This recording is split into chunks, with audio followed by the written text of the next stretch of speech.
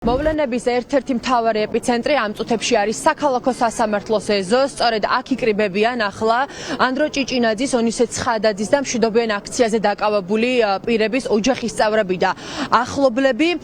ჩემს ოპერატორს ხო პირველ რიგში კადრში გაჩვენოთ რა ვითარება არის ახლა ადგილზე. მაყურებელი ეთერში ხედავს მსახიობებს, რომლებიც აქ მოვიდნენ ანდრო ჭიჭინაძის მხარდასაჭერად. მე მექნება ახლა შესაძლებლობა გავესაუბრო რამდენიმე მათგანს. საქალაქო სასამართლოს ეზოში იმყოფება დავით დოიაშვილი, გამარჯობა ბატონ დავით. პირდაპირ ეთერში ვართ. პირველ რიგში გკითხავთ სინდისის პატიმრების პროცესზე. რას ხედავთ ახლა ჩვენ ამ სასამართლო პროცესს? რა მოვლენები? ჩვენ ხედავთ იმას, რომ ეს არ არის არანაირი სამართლებრივი პროცესი, ეს არის პოლიტიკური პროცესი. ამიტომ მე აქ ვარ მოსული არა იმისთვის, რომ რაღაცა გავიგო, ესენი რას ფიქრობენ ამ ყველაფერზე. ჩემთვის თავარი არის ეს, რა პოლიტიკურ გადაწყვეტილებას მიიღებენ.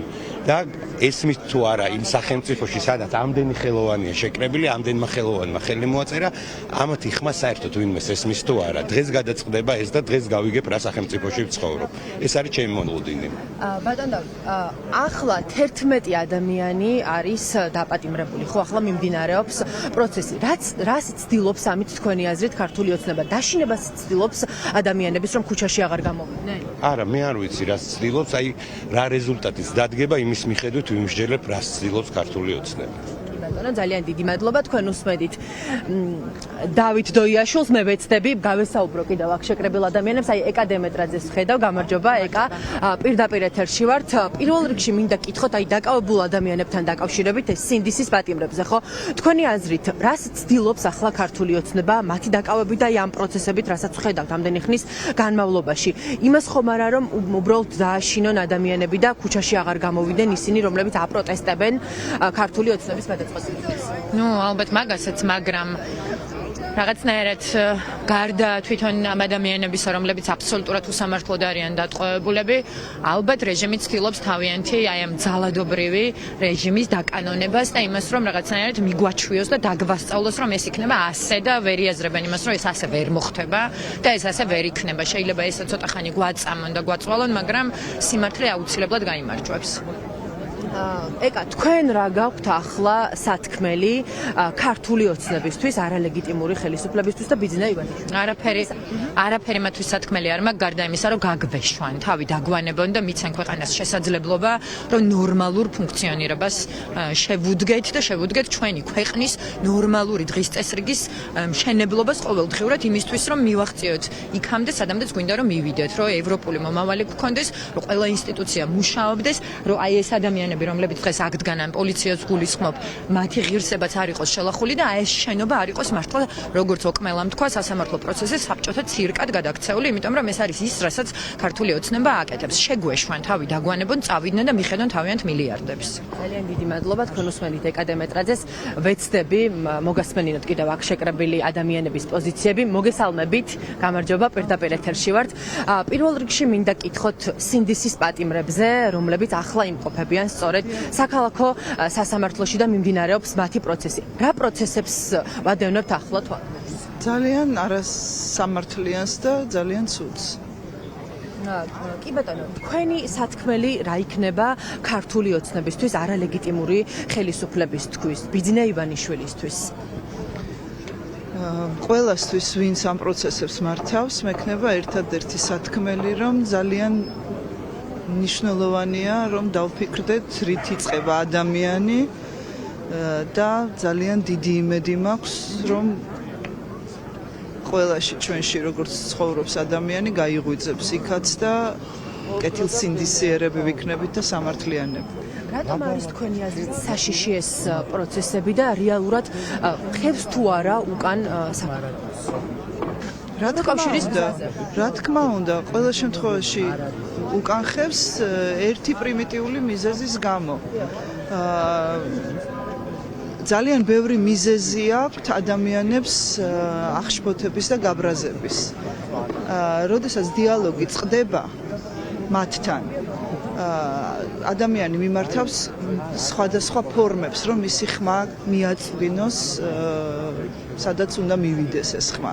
და როდესაც ესე უსწორდებიან ხმის ამომღებ ადამიანებს, ევროკავშირის კი არა, სულ არაფერი არ არსებობდეს, ჩაკეტილები რო ვიყოთ და ერთი საქართველო იყოს, ავსტრალიასავით რო ვიყოთ, შიგნითვე დაიხელა პროცესი, იმიტომ რომ არ შეიძლება კრიტიკული აზრის გარეშე რაიმეს განვითარების იმედი გქონდეს. ძალიან დიდი მადლობა.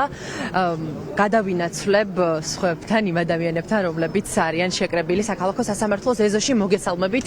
ზალ პირდაპირ ეთერში ვართ. პირველ რიგში მინდოდა მეკითხა, რას ეტყოდით იმ ადამიანებს, რომლებიც ახლა არ გამოდიან ქუჩაში, ფიქრობენ, რომ მათ ოჯახის წევრს ეს ყველაფერი არ შეხებია, მათი ოჯახის წევრი არ დაუკავებიათ, ფიზიკურად არ გასწორებიან და სწორედ ამიტომ ფიქრობენ, რომ უბრალოდ არ უნდა გამოვიდნენ ქუჩაში.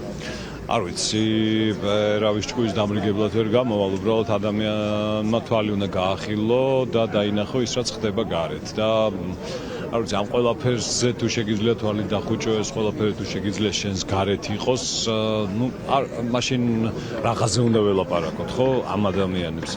მაგრამ მე მგონია, რომ აქ ძალიან ბევრი ადამიანია, რომელიც მომართულია ბრძოლისთვის, გამარჯვებისთვის, წინსვლისთვის, ჩვენი ქვეყნის გამარჯვებისთვის და ჩვენ არავინ საკუთარი თავისთვის არ ვიბრძვით, ჩვენ ვიბრძვით ქვეყნისთვის, თავარი ეს არის. კი ბატონო, მინდა გკითხოთ ასევე, რატომ არის საშიში ეს პროცესები, რასაც ჩვენ ახლა ვხედავთ საქართველოში, განსაკუთრებით ბოლო თითქმის 2 თვის განმავლობაში, ხო? ქუჩაში ადამიანების ცემა, ფიზიკურად უსწორდებიან, შემდეგ აკავებენ. აი ეს პროცესები რატომ არის საშიში? განსაკუთრებით ისტორიას ხო ვიცნობთ, ესეთი პროცესები ხო ეს ხო არ არის პირველად ჩვენს ქვეყანაში, ესეთი პროცესები როგორიც მომხდარა დაუშვათ იგივე გასული საუკუნის დასაწყისში და სად მიგვიყვანა ამ ყველაფერმა და შემდეგ აქედან გამოსვლა გვიჭირს ზუსტად ეს არის რა 35 წელია ზუსტად იმას ვებრძვით და გვინდა რომ ბოლომდე გამოვიდეთ იმ პროცესიდან, რასაც სისტემური დანაშაული ქვია, რასაც სისტემის დანაშაული ქვია და გვინდა თავისუფალი ქვეყანაში ცხოვრება.